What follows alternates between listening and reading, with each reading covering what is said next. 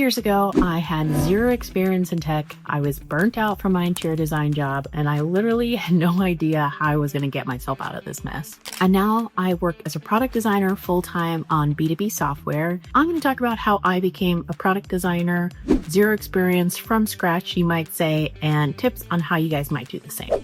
Chapter 1, let's call it, my pivot story. I did not study product design, UX design, HCI, computer, nothing. I studied interior design, got a Bachelor of Science, yada, yada, yada. And I did that pretty much from graduation until I was no longer doing interior design. And overall, I just got burnt out. And I know burnout is one of those words that I feel like can be a little bit overused, but man, guys, I was dreading going into my job every day. I was going into an office and there was a parking garage.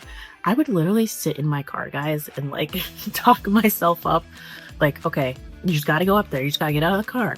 You just got to get in the elevator, just because I hated being there. I did not like doing the work anymore. I've talked about that in other videos, which I will link up here somewhere. So in my dread, in my burnt out dread, I was looking at alternatives on how to get out. And in UX design, and I heard about UX design from my partner because he's in software development. I thought a lot of my skills, hard and soft skills, could transfer over.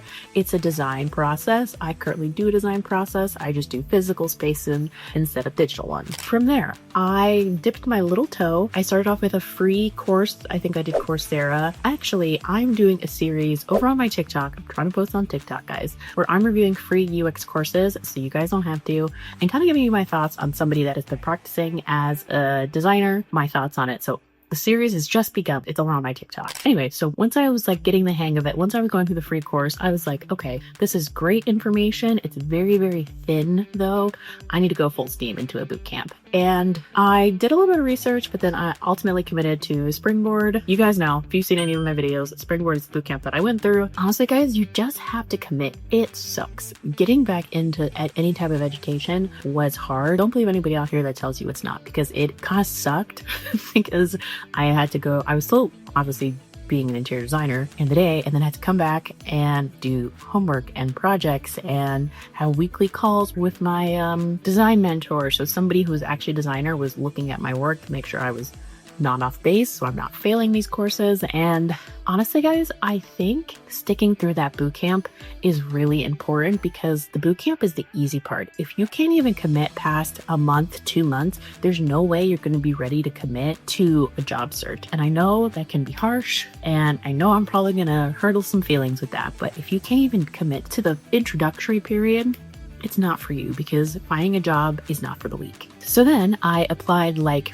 crazy. And I mean, application after application after application, 6 months. It took me 6 months, guys, from the minute that I finished my boot camp, which was like end of December, and then all the way to end of June, practically almost 7 months, was when I landed a job. So if you can't handle the introductory course, you're not going to be ready for this. So now I work as a product designer at a B2B SaaS company. And so what that means is that we basically build software that helps other businesses, the B2B, run their business. And the SaaS stands for software as a service, which is just a fancy way of saying software you don't have to download. It just means software that you don't have to download that runs on a web browser. And most likely there's some kind of subscription element to it. So, okay, so that is literally my quick summary of how I got to where I'm at now. You're going to need something that's going to keep you going, because there's going to be a lot of rejection. You have to be mentally tough, because if you're not, you're just going to not continue with it. What kept me going was my horrible, awful, no good job.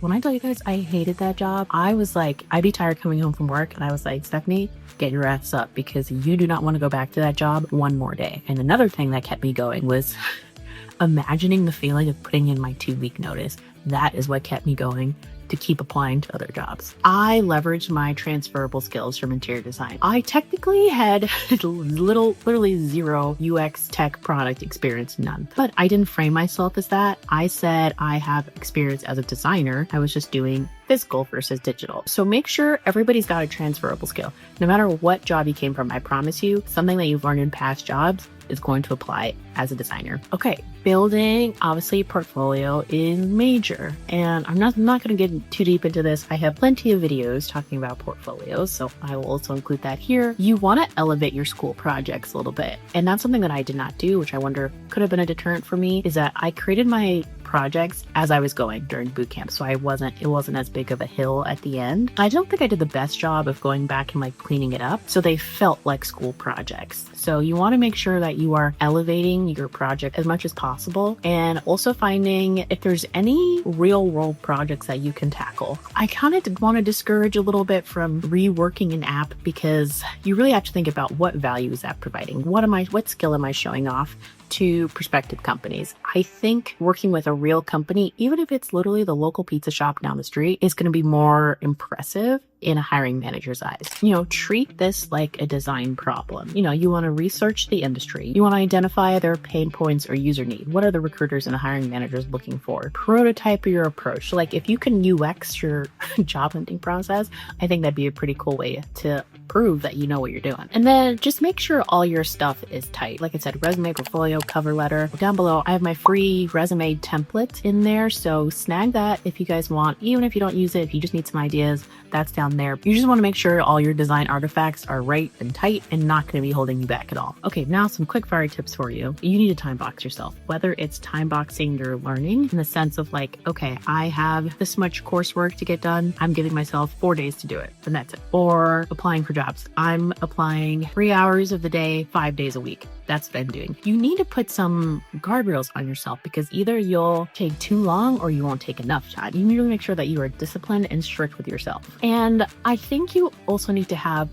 a two-pronged approach where you can do the spray and pray, where you're applying for literally every single job that you see, or you can really niche down where you're applying to maybe 5 jobs a week versus 50 jobs a week. And those 5, you are detailed and you're crafting your resume, your cover letter, your portfolio, all for these jobs, because they're exactly the niche that you know that you could fit into. So you can go either direction. Honestly, both can hurt you. Overall, this takes time. So if you are stuck in your day job, you're in a course right now, but you're kind of doubting yourself, or you're applying and just not hearing back, this takes time. It is difficult, but it's not impossible. If you stick with it, design can absolutely change your life, because it did for mine. So check out all the resources that I mentioned, the UX freebie, the TikTok series about courses. Yeah, and just make sure you're subscribed, because I talk about this kind of stuff every week. Every Thursday, there's a video for me. So check out my channel for more of that, and I will see you guys in the next one.